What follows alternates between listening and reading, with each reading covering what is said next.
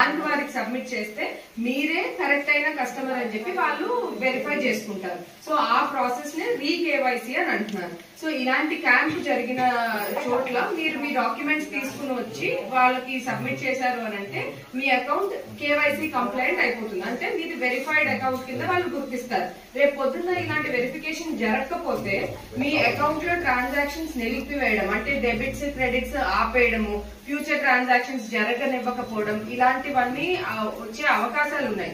అందుకని మీరు డిలే చేయకుండా ఇమీడియట్ గా మీ దగ్గర ఉన్న అఫీషియల్ వ్యాలిడ్ డాక్యుమెంట్, మీ దగ్గర ఏదైనా ఉండొచ్చు, ఓటర్ ఐడి కానీ ఆధార్ కానీ, మీ దగ్గర ఏ డాక్యుమెంట్ ఉంటే అది తీసుకుని వెళ్ళి మీరు బ్యాంక్ వారికి సబ్మిట్ చేస్తే మీ అకౌంట్ ని కేవైసీ కంప్లైంట్ కింద వాళ్ళు ట్రీట్ చేస్తారు. రేపు పొద్దున ఎటువంటి ప్రాబ్లమ్స్ మీ అకౌంట్ కి ఉండవు.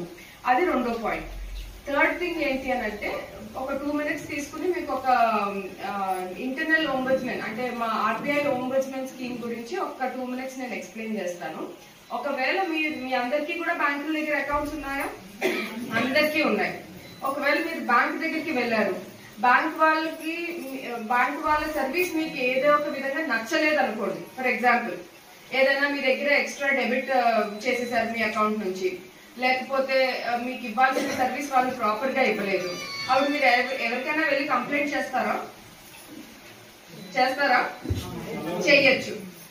ఫస్ట్ మీరు బ్యాంక్ దగ్గర మీకు ప్రాబ్లం ఉంటే మీరు బ్యాంక్ వాళ్ళ దగ్గరికే వెళ్ళి కంప్లైంట్ చేయాలి. నాకు ఈ ప్రాబ్లం ఉందండి, నాకు ఈ ప్రాబ్లం కి ఒక సొల్యూషన్ ఇవ్వండి అని చెప్పి. ఒకవేళ వాళ్ళు రిప్లై ఇవ్వలేదు అనుకోండి, 30 రోజుల్లోగా రిప్లై ఇవ్వలేదు అని అంటే, లేకపోయినా రిప్లై ఇచ్చినా మీకు ఆ రిప్లై నచ్చకపోయినా మీరు ఏం చేయొచ్చు అంటే ఆర్బీఐ దగ్గరికి రావచ్చు. మీరు ఆర్బీఐకి ఒక లెటర్ రాయొచ్చు.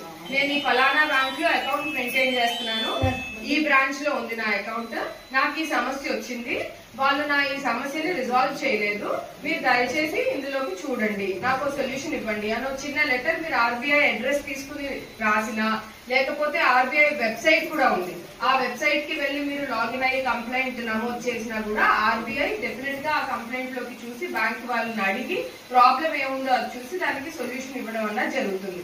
సో ఇది మీకు కాకపోయినా మీకు తెలిసిన ఫ్రెండ్స్, ఫ్యామిలీ మెంబర్స్, మీ పిల్లలకి ఎవరికైనా యూజ్ అవుతుంటే మీరు ఖచ్చితంగా ఇది మీరు షేర్ చేయండి మీ ఫ్యామిలీ మెంబర్స్ తో, మీ కుటుంబ సభ్యులతో ఇది ఒకసారి మీరు మాట్లాడి చెప్పండి.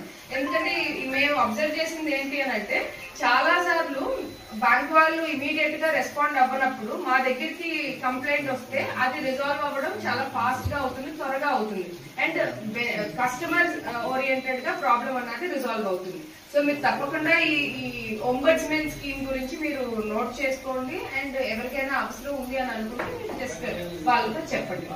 అది 3వ